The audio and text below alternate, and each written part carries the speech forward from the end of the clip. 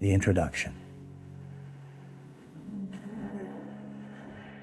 The late summer sun hung low in the sky above the small town of Ashford, casting long shadows along the quiet suburban street. Lush trees lined the sidewalks, their branches swaying gently in the warm breeze, a deceptive calm masking the turmoil that lay within this picturesque community. On the surface, Ashford appeared as the perfect setting for family barbecues and lazy weekend afternoons. Yet, beneath its quaint facade, darkness lingered, waiting for the right moment to break through. It was September 12, 2003, when the tranquility of Ashford was shattered by the discovery of a body in the dense woods bordering the east side of town. The victim was identified as Sarah Wilson, a young woman aged 25, who had disappeared nearly a week prior. Sarah was an ordinary person with an extraordinary zeal for life. Her absence created a palpable void, felt by family and friends. As the news broke, the tightly knit community found itself gripped by shock and disbelief, struggling to comprehend how such brutality could occur in their midst. The once serene atmosphere descended into an ongoing investigation, revealing layers of potential motives and secrets that festered beneath Ashford's peaceful exterior. As law enforcement began to piece together Sarah's last known movements, it became increasingly clear that her disappearance was no random act, but a calculated crime that would rattle the town's very foundation. The victim. Sarah Wilson was known for her bright smile and contagious laughter, qualities that drew people to her like moths to a flame. Growing up in Ashford, she became a fixture in the community, cherishing moments spent with her friends at the local diner and enacting charity events with the town's youth organization. Her passion for helping others was matched only by her love for the outdoors, often hiking the trails that meandered through the surrounding woods, where she felt a deep connection to nature. Despite her vibrant demeanor, Sarah grappled with the struggles of modern life. A recent college graduate, she was still searching for her place in a world that seemed intent on offering her uncertainty. She was brave, tackling challenges head-on, whether at her waitressing job or as a volunteer at the local animal shelter. Friends noted her ability to light up any room, yet they rarely saw glimpses of her vulnerabilities. When Sarah went missing, the abrupt shift in her seemingly perfect life left a wake of questions. Could anyone have harbored ill intentions toward her? Did she unknowingly stumble into the wrong situation? As investigators sifted through her digital footprint, they uncovered her online interactions, which started to reveal an unsettling evolution. Conversations directed toward people she barely knew grew increasingly concerning. A series of unreciprocated messages that saw Sarah reaching out for companionship, poignantly exposing a loneliness that lay beneath her cheerful exterior. With every new detail, Sarah's life metamorphosed from one of promise to a harrowing tale of the unknown, a victim of fate, choices, and perhaps someone much darker. The crime scene. The thick aroma of damp earth and rotting leaves overpowered any semblance of serenity in the wooded area where Sarah's body was found. The crime scene, marked only by a ribbon of caution tape fluttering in the light breeze, served as an unsettling contrast to the natural beauty encircling it. Detectives arrived early that morning, their breath visible in the chill of the dawn, as they meticulously began the task of unearthing the mystery behind the untimely death of a woman whose life was just beginning to unfold. It was a team of seasoned officers who first navigated the underbrush, pushing aside the heavy branches of the trees that acted like sentinels guarding a gruesome secret. When they reached the clearing, they were greeted by the stark sight of the victim lying face down, partially obscured by layers of leaves and nature's unwilling attempt to conceal the tragedy. A few yards away, a nearby stream gurgled softly, oblivious to the horror that had unfolded in its shadow. Initial assessments revealed no obvious signs of struggle or violence, which perplexed the investigators. As forensic teams began to photograph and document the area, they meticulously scoured the scene for any potential clue. Footprints leading away from the body and fibers snagged on a nearby thorny bush triggered a flicker of hope. Perhaps these remnants could tell a story, a glimpse into the events that had led to Sarah's tragic end. As the sun rose higher, illuminating the fragile canvas of nature, questions loomed larger than ever. Who had committed such a shocking act of violence in this once peaceful town? And why? Each passing hour complicated the investigation, as the specter of doubt snaked through the hearts of those left behind, yearning for answers amid the shadows of grief. The early investigation. As news of Sarah Wilson's death spread like wildfire through Ashford, the police found themselves inundated with a wave of concerned citizens eager to assist in uncovering the truth.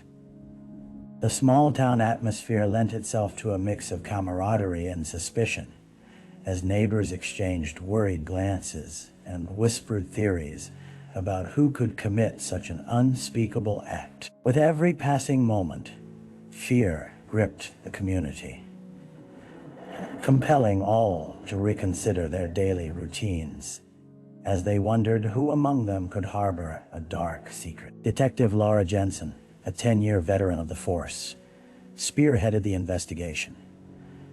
A no-nonsense officer with an incisive mind, she quickly recognized the fragile dynamics at play. Teaming up with her partner, Detective Mark Williams, they understood that delving into Sarah's life was key to unlocking the mystery. Within the first few days, they interviewed friends, family, and colleagues, trying to paint a holistic portrait of the young woman.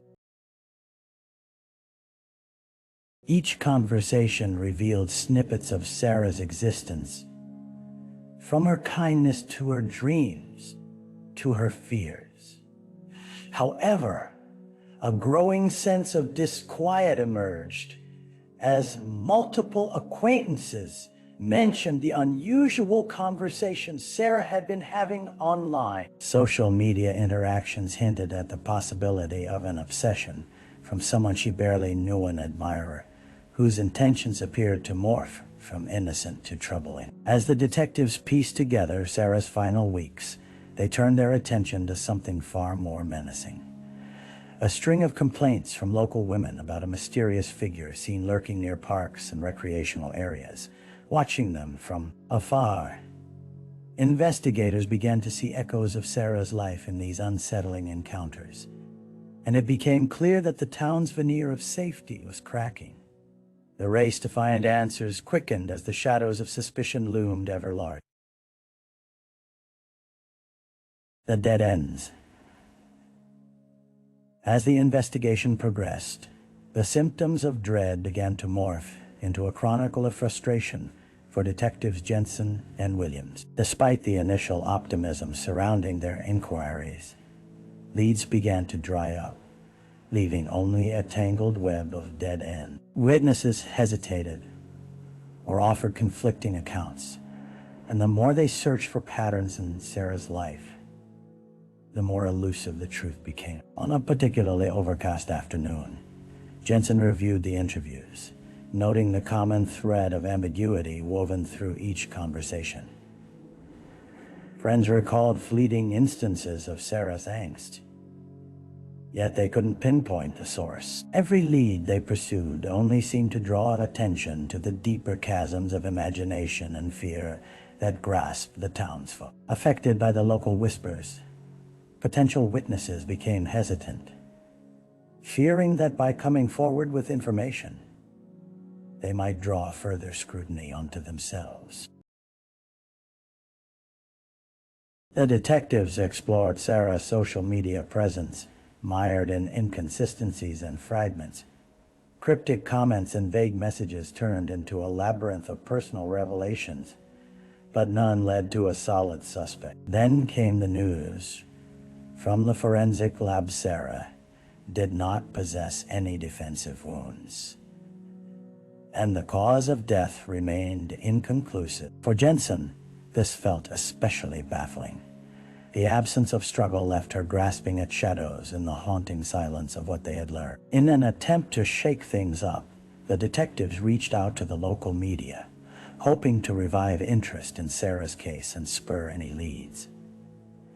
However, a series of false tips flooded in, complicating the timeline further and straining resources. The town's anxiety morphed into paranoia, casting suspicion on anyone, while the promise of urgent breakthroughs turned into an unrelenting cycle of disappointment. As dark clouds loomed overhead, a cold reality settled a community, left yearning for closure, felt more fractured than ever. A break in the case. As days bled into weeks, the weight of unresolved grief continued to bear down on Ashford. But inexplicably, a glimmer of hope began to emerge from the shadows. It arrived early on a damp morning in late October. The skies gray and drizzling, when a call came through to Detective Jensen's desk. An anonymous tipster claimed to have seen someone suspicious lurking near the woods on the night Sarah disappeared. The detectives' hearts quickened. They were no longer spinning their wheels in obscurity.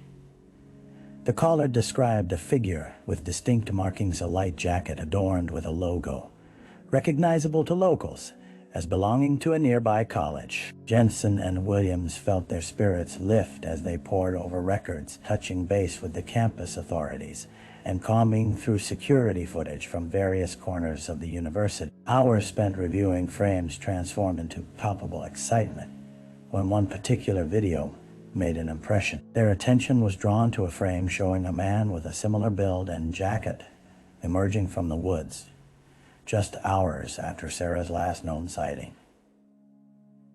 Engaging all possible resources, the detectives worked quickly to identify the man. It took mere days for them to connect him to a student at Ashford College named Kyle Mercer, a stranger to Sarah, but not to the environment they both frequented. A surge of adrenaline coursed through the detectives as they prepared for the next step. Armed with heightened scrutiny of Kyle's whereabouts during the pivotal times, they pulled together a warrant to search his apartment. With every grain of evidence in Sarah's complex narrative, they felt the overwhelming hope that perhaps they finally stood at the brink of unraveling the knot that had held Ashford captive, but they knew the delicate thread of uncertainty loomed overhead still. The suspect. In the dim light of the early afternoon, the detectives approached the apartment complex that housed Kyle Mercer, a red brick building with ivy creeping up its walls. A stark reminder of the forgotten beauty that could hide even the darkest secrets. The air was tense with urgency as Jensen and Williams navigated the narrow hallways. The faint sound of students laughing in communal areas contrasting sharply with the grim reality that brought them here. Upon entering Kyle's apartment, the detectives were greeted by a slight disarray, books piled haphazardly, a half-eaten sandwich left on the counter, and clothes strewn about. Outside, the drizzle transformed into a relentless downpour, raining judgment over a space that held the potential for damning evidence. As they scanned the living room, their eyes fixed on a draped canvas hanging on the wall, a chilling sense of recognition washed over them, the logo on the jacket worn by the figure in the security footage. Underneath the canvas lay a backpack which, upon inspection, revealed contents that cast a shroud of incredulity over the case. Duct tape, rope, and a tattered notebook filled with erratic scribbles that seemed to outline the day of Sarah's disappearance in detail. It was a disjointed jumble of thoughts, eerily echoing Sarah's rhythm of life.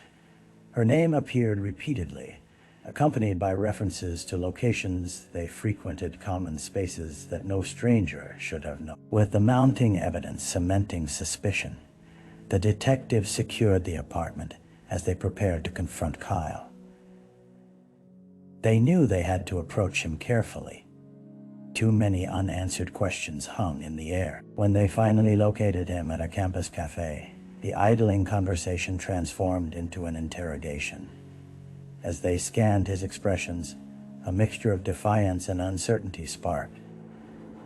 Kyle claimed ignorance, asserting his innocence. Yet, something in his body language suggested he felt cornered. Every denial further entangled him in a web of suspicion that spun tighter with each fleeting moment. The trial, months after the dark reign of uncertainty, a new chapter unfurled in the Ashford saga as the trial of Kyle Mercer began. The courtroom, a solemn arena with its high ceilings and wooden accents, was filled to capacity. Townsfolk had come to witness the proceedings, their faces a tapestry of grief, anger, and hope. The tension was palpable, amplified by the relentless whispers that echoed off the walls. The detective Jensen took a seat in the gallery, her heart heavy with the weight of the evidence she had meticulously gathered: testimonies, photographs, and the contents of Mercer's apartment.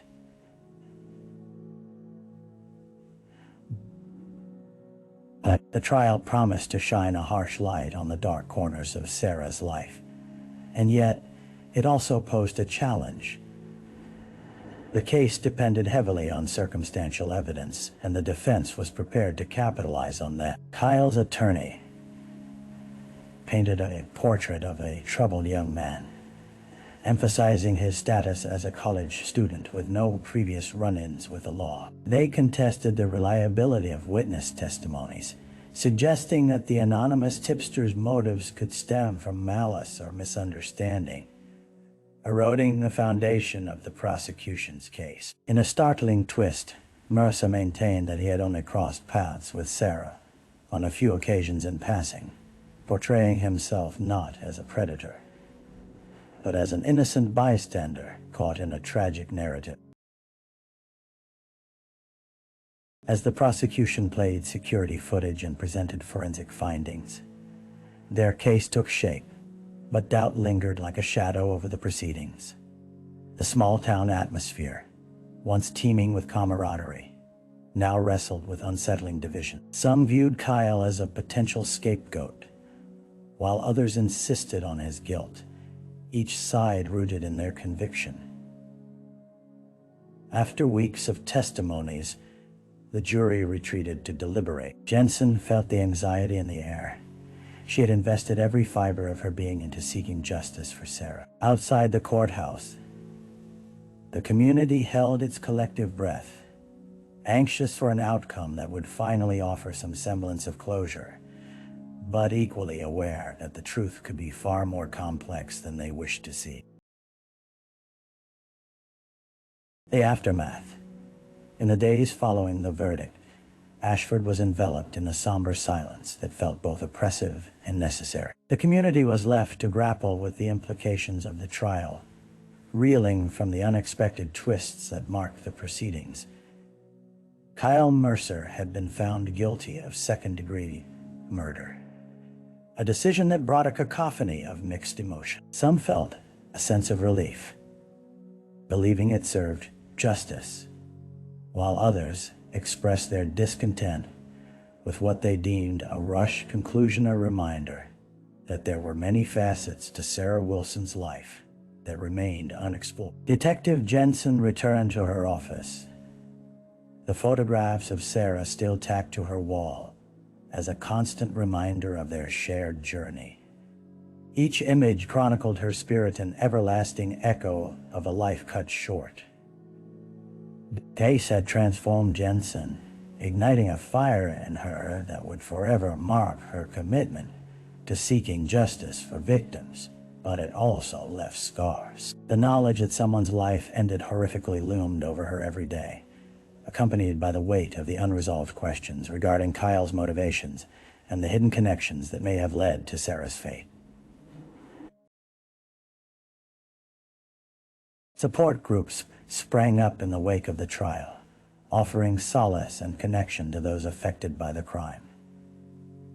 Friends and family gathered, sharing memories of Sarah, their laughter mingling with sorrow as they remembered her warmth and generosity. Candlelight vigils lit up the night sky, though the light barely penetrated the haze of unease still lingering over Ashford. As the community slowly began to heal, whispers of Sarah's story eventually evolved into a cautionary tale, a stark reminder that darkness can seep into the most idyllic of settings. The residents of Ashford vowed to look out for one another in ways they hadn't before, cultivating a renewed sense of awareness that echoed through the streets. Yet, no matter how fervently they sought to band together, the ache of loss remained palpable, and the truth woven intricately within the very fabric of their day-to-day lives would undoubtedly linger in the minds of all who had loved her. Reflection. Months slipped by, weaving their way into the fabric of a town still reeling from memories, the echoes of Sarah Wilson's life haunting the streets of Ashford. For Detective Jensen, every passing day prompted quiet contemplation about the nature of justice and what that entailed for a community fractured by loss. She often found herself revisiting the moments leading up to the trial, replaying conversations with Sarah's loved ones, and weighing the impact of every choice made during the investigation. On a particularly reflective morning, Jensen strolled through the now familiar paths of the woods where Sarah's life ended. This sacred space bore witness to a tragedy that shaped the town's collective consciousness. Sunlight gleamed through the trees, creating patches of light against the forest floor minders of hope amidst despair. In the distance, laughter floated up from a nearby park where children played, their carefree existence a stark contrast to the somber weight of memories embedded in the wilderness. Living with the knowledge that many truths remained obscured weighed heavily on Jensen's heart. It was a shared sentiment among many in Ashford. They understood that the aftermath of tragedy was complex. As new stories unfolded around them and life gradually resumed its familiar rhythms, the community sought to hold on to the lessons learned in Sarah's absence, lessons of vigilance, empathy, and a commitment to knowing one another deeply. While justice had been served, they found comfort in the moments of connection forged in grief, knitting their lives together as a testament to Sarah's spirit. The town